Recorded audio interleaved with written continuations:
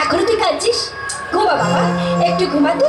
নইলে তোর বাপি হয়তো অফিস থেকে এসে যদি দেখে আমি তোকে নিয়ে বসে আছি, তাহলে অভিমান করে আমাকে কি বলবে জানিস? বলবে, কল্যাণী তুমি তোমার ছেলেদেরকে পেয়ে আমার কথা একেবারে ভুলে গেছো। না বাবা না, আমি তোর বাপির ওইসব কথা শুনতে পারবো না। একটু ঘুমা বাবা, একটু ঘুমাও, আমি তোমাকে ঘুম পাড়াই। রানী, তোমাকে আমি ঘুম পাড়িয়ে দিচ্ছি। হাজার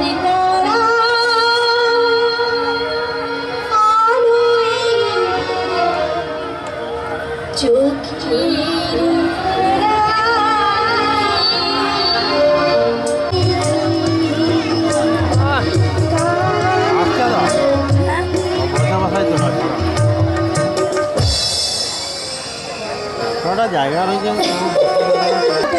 আচ্ছা, আমি এখনো ভুলতে পারি না। আমি লজ্জায় রাঙা হয়ে পাশে দাঁড়িয়েছিলাম।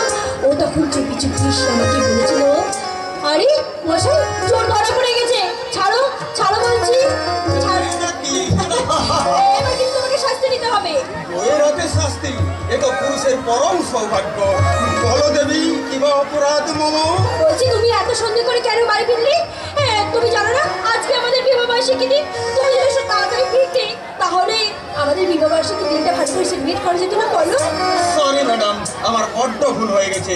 আসলে তুমি তো আমায় বিয়েটা করোনি, আমি তোমায় বিয়েটা করেছিলাম। কাজেই বিয়ের দিনটা মনে রাখার দায়িত্ব শুধু আমারই, তাই না? এই জানো, বলুন ম্যাডাম, কি শাস্তি দেবেন আমায়? না মানে জানো, ভুলটা আমারই হয়েছে। আসলে বিয়েটা আমরা তো দুজনে মিলে করেছি, তা মনে রাখার দিকটা আমাদের দুজনেরই উচিত ছিল, তাই না? বলো। তাহলে দেখছি তুমিও তো কম অপরাধী নও। সেই অপরাধের শাস্তি তোমাকে কিন্তু এক্ষুনি নিতে হবে। চোখ বন্ধ করো, বন্ধ করো বলছি। চোখ বন্ধ করো, বন্ধ করো, বন্ধ করো। ঠিক আছে, বন্ধ করলাম। কি করছো? কেউ যদি দেখে কি হবে? দেখার মতো বাড়িতে কি আছে কল্যাণী? দুষ্টু বড় খোকাকে তুমি তো হস্টেলে রেখে এসেছো। আজকে দিনে যদি বড় খোকাকে তুমি হোস্টেল থেকে বাড়িতে আনতে, তাহলে আজকের দিনটা বেশ সুন্দরভাবে সেলিব্রেট করা যেত। না কল্যাণী না, আমাদের বিবাহ বার্ষিকীর পার্টি এনজয় করার চেয়ে বড় খোকা বিবেকের ভবিষ্যৎ গড়ার স্বপ্ন দেখা আমাদের কাছে অনেক বেশি জরুরি। আমাদের এই প্রথম সন্তান বিবেকই হলো আমাদের স্বপ্নের আকাশের উজ্জ্বল ধ্রুব তারা।